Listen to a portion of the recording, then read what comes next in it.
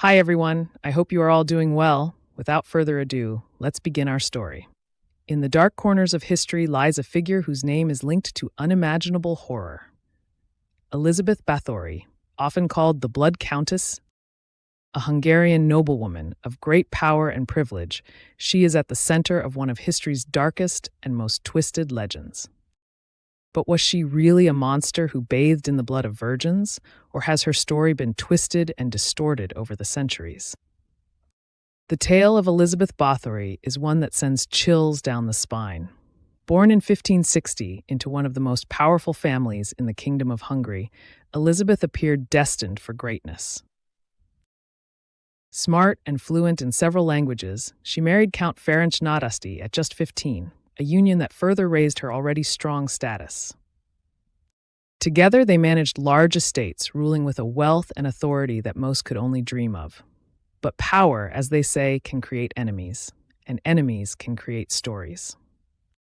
The legend of Elizabeth Báthory claims that she tortured and killed hundreds, some say upwards of 650 young women over the course of her life. The most infamous part? According to folklore, she believed that bathing in the blood of virgins would preserve her youth and beauty forever. Imagine a countess, dressed in luxurious gowns, stepping into a tub filled with crimson liquid, her pale face glowing in the flickering candlelight. It's a disturbing image, but it also raises the question, how much of it is actually true? This story became so infamous that Elizabeth's name is recorded in history as one of the first female serial killers. In 1610, after years of whispered rumors, she was arrested under the orders of King Matthias II. What investigators reportedly found within the castle walls sounds like something straight out of a horror novel. Mutilated bodies of young girls, signs of torture devices, and terrified witnesses who claimed to have seen her committing these terrible acts.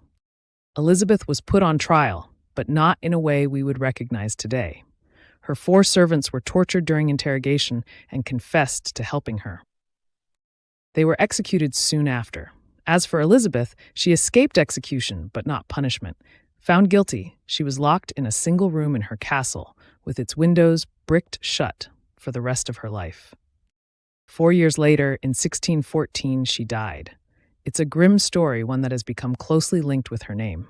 But here's where the line between history and myth begins to blur. Historians and researchers have long debated the truth of Elizabeth Báthory's crimes. Did she really kill hundreds in a quest for eternal youth? Was she truly evil, or was she a victim of a society eager to bring her down? Let's begin with the infamous claim of bathing in blood. Many reports of her alleged crimes come from secondhand witnesses, stories shared verbally and only written down years later. The idea of bathing in blood does not appear in any contemporary reports from her trial. In fact, it didn't become popular until more than a century after her death. Could this gruesome detail have been a later invention, created to sensationalize an already shocking case? And then there's the conspiracy theory to think about. Elizabeth Báthory was an incredibly wealthy and powerful woman. Her lands were vast, and her influence was immense. But her unmarried status after her husband's death made her vulnerable. Some historians believe she may have been the victim of a politically motivated scheme.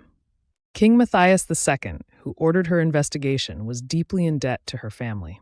By discrediting Elizabeth and seizing her estates, he could conveniently eliminate his financial obligations.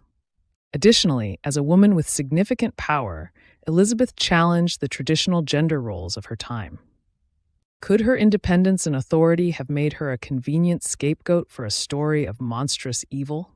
After all, history often has a cruel way of turning powerful women into villains. But even if some details are exaggerated or completely made up, there's no doubt that Elizabeth Báthory's story has left a lasting impact on culture. She has inspired novels, plays, films, even vampire lore. The Blood Countess is often compared to Dracula himself, blending the lines between historical figure and Gothic fiction. Movies like Julie Delpy's The Countess and Juraj Jakubisco's Báthory have reimagined her life, each version playing with different shades of monster and victim. Yet, for all the books, films, and speculation, the truth of Elizabeth Báthory remains elusive. Was she a sadistic murderer, taking pleasure in the suffering of others to satisfy a twisted belief in immortality? Or was she a victim of greed, politics, and the demonization of a powerful woman? Her story distorted over time until she became little more than a blood-soaked caricature. And perhaps that's the real power of her legacy. Whether Elizabeth Báthory was a monster or a victim is almost beside the point. Her story forces us to confront how history is written and who gets to hold the pen. It makes us question how much of what we believe is shaped by fact and how much is influenced by fear, envy, or the irresistible appeal of a scandalous story. What is true? What is legend? When it comes to the Blood Countess, perhaps we'll never know. But one thing is certain, her story has secured her a kind of immortality, far more enduring than the fleeting beauty she may or may not have sought. Thank you for watching. If you enjoyed this video, please like and subscribe for more content like this.